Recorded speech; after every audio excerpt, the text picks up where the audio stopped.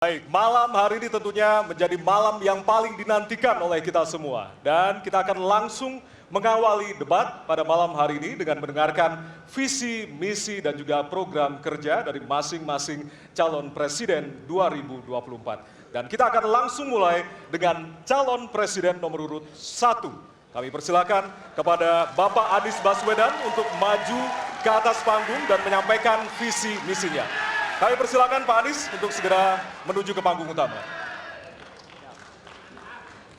Pak Anies, waktu Bapak adalah 4 menit dimulai dari sekarang. Assalamualaikum warahmatullahi wabarakatuh. Selamat malam dan salam sejahtera untuk semuanya.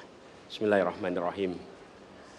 Negara hukum menempatkan hukum sebagai rujukan utama untuk memastikan hadir rasa keadilan, memberikan kebermanfaatan, dan memberikan kepastian kepada semua.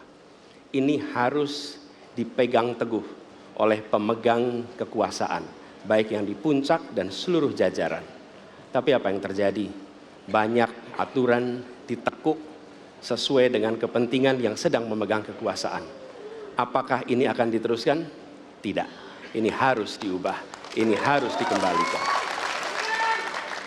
Kemudian kita menyaksikan betapa pada hari-hari ini tatanan ketika kita menyelenggarakan pemerintahan sering tidak sesuai dengan prinsip-prinsip hukum yang kita pegang.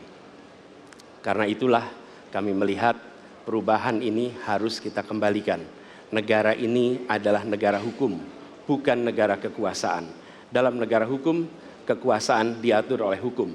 Dalam negara kekuasaan, hukum diatur oleh penguasa. Dan kita tidak menginginkan itu terjadi. Pada saat ini, kalau kita lihat hukum itu harusnya tegak begini. Inilah hukum. Dalam kenyataannya, dia bengkok. Dia tajam ke bawah, dia tumpul ke atas. Dan kondisi ini tidak boleh didiamkan, tidak boleh dibiarkan, dan harus berubah. Karena itu kita mendorong perubahan, mengembalikan hukum menjadi tegak kepada semuanya. Dan bila kita saksikan hari ini ada satu orang milenial bisa menjadi calon wakil presiden. Tetapi ada ribuan milenial, generasi Z yang peduli pada anak-anak bangsa, yang peduli pada mereka yang termarginalkan. Ketika mereka mengungkapkan pendapat, ketika mereka mengkritik pemerintah, justru mereka sering dihadapi dengan kekerasan, dihadapi dengan benturan, dan bahkan gas air mata. Apakah kondisi ini akan dibiarkan? Tidak, kita harus lakukan perubahan. Oleh karena itu, kami memperhatikan ini sebagai hal-hal yang mendasar. Yang tak kalah penting, ini kedua nih, yang tak kalah penting. Kita menyaksikan pada saat ini, ada peristiwa seperti peristiwa Ibu Mega. Ibu Mega Suryani Dewi, seorang ibu rumah tangga yang mengalami kekerasan rumah tangga, lapor pada negara, tidak diperhatikan, dan dia meninggal korban kekerasan. Apakah akan dibiarkan? Tidak, ini harus diubah. Dan tidak kalah penting, hadir bersama saya di sini, ayahnya Harun Ar-Rasyid. Harun Ar-Rasyid adalah anak yang meninggal, pendukung Pak Prabowo di Pilpres 2019 yang menuntut keadilan pada saat itu. Protes hasil pemilu. Apa yang terjadi? Dia tewas sampai dengan hari ini tidak ada kejelasan. Apakah ini akan dibiarkan? Tidak, ini harus diubah.